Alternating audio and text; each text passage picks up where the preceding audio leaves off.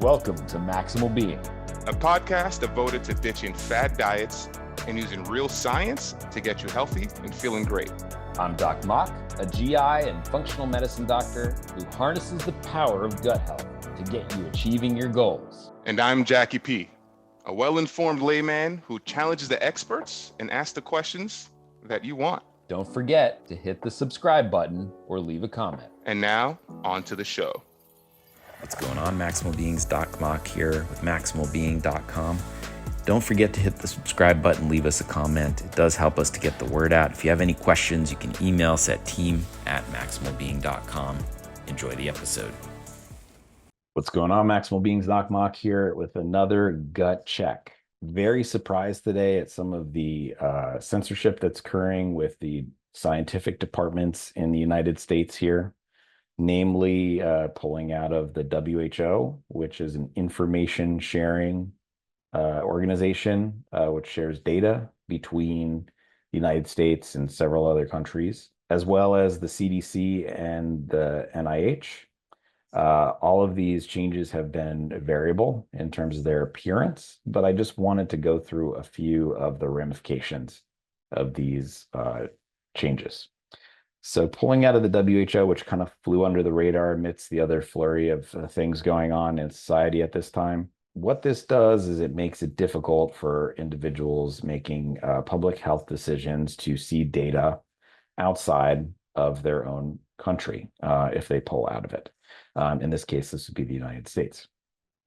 I believe that the decision to do this was largely due to unfair monetary expenses of being a part of this institution, which I fully understand that inequity that should not exist. But it does hamper a lot of the individuals here that need to make decisions, and it puts blinders on us as the healthcare providers and you as the people for taking part in things like pandemics.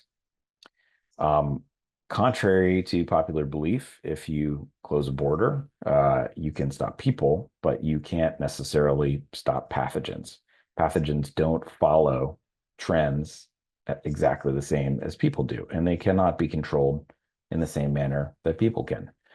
And so regardless of what stipulations we make on closing our borders, this will not impact pathogens throughout the United States. Those things will continue to spread, and we will continue to be negatively impacted by those travels, by the nature of that people fly.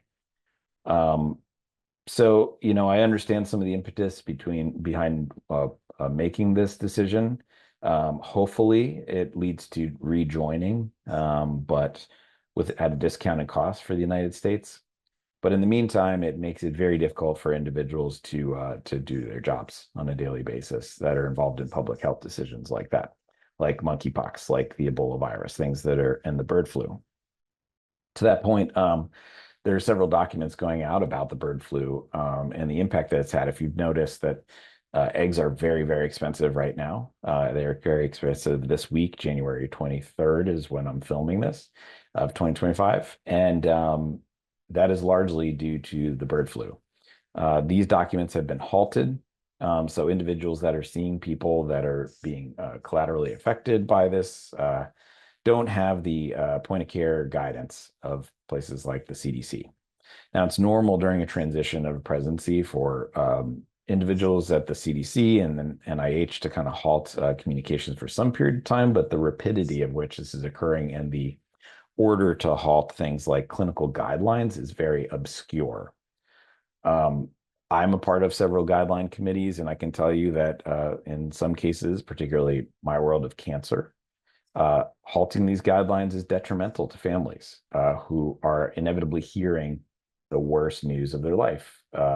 You have cancer, and dealing with the tremendous trauma that brings to them and their family as they battle this terrible disease, which is not just one thing.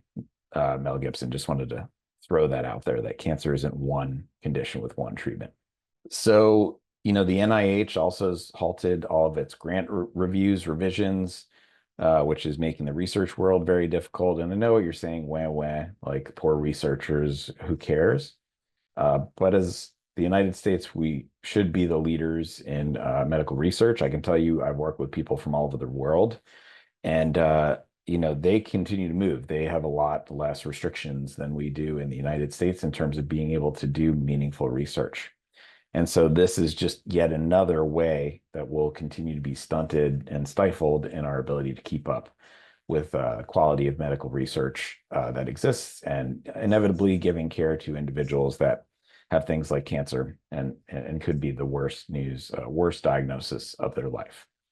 What I can tell you is that any of you out there, regardless of what your background is, when faced with something like cancer, will want a physician to be able to operate and move in, the way that they need to in terms of your care, the speed at which they offer, the options that they can offer.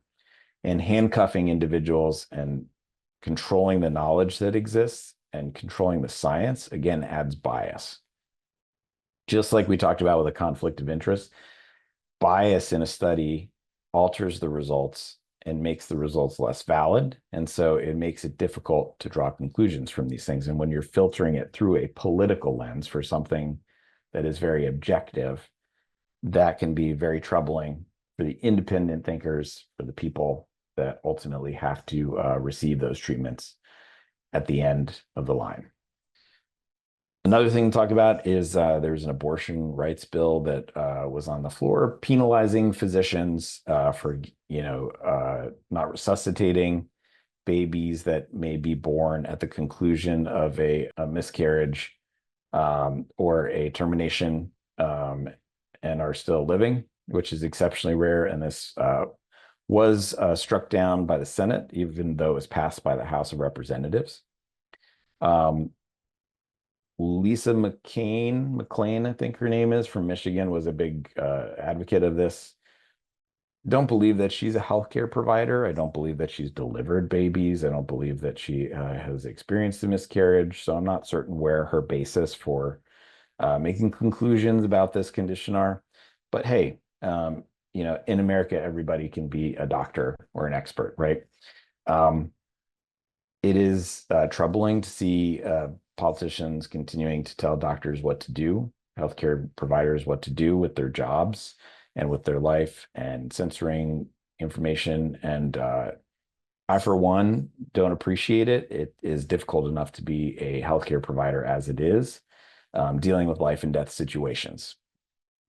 There are less of us than there were before the pandemic, due to about 25% of healthcare providers leaving, dying, getting burnt out, and that makes it difficult to do day-to-day work. So, adding further restrictions will lead to probably more people leaving medicine, will lead to less appropriate care to patients, as we've seen in states where physicians and healthcare providers have left, like Texas and Alabama, and ultimately the death of people. And it's unfortunate that it takes things like that for change to occur. And we won't know the results of those changes until decades from now.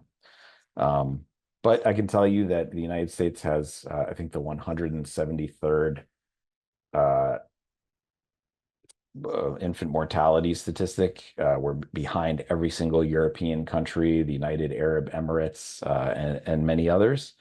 And so we need to introspect and look at what we're doing to people and leave the healthcare decisions between healthcare providers and their patients to those two. You wouldn't want anybody telling you what to do with your health, so don't tell other people what to do with theirs. As always, I'm Doc Mock, here to maximize your health. It'll be interesting to see how things come out. I appreciate you all listening. And again, hit the subscribe button, leave us comments, send me an email at thedocmok@gmail.com. I'd love to hear your thoughts. And until next time, I'm here to maximize your health.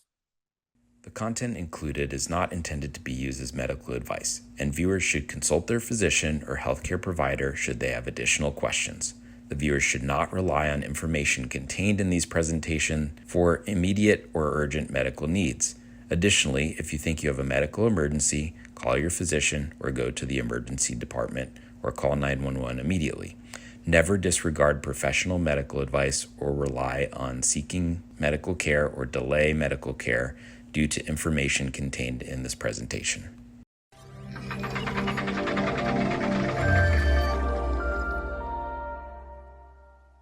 What's going on, Maximal Beings? DocMok here.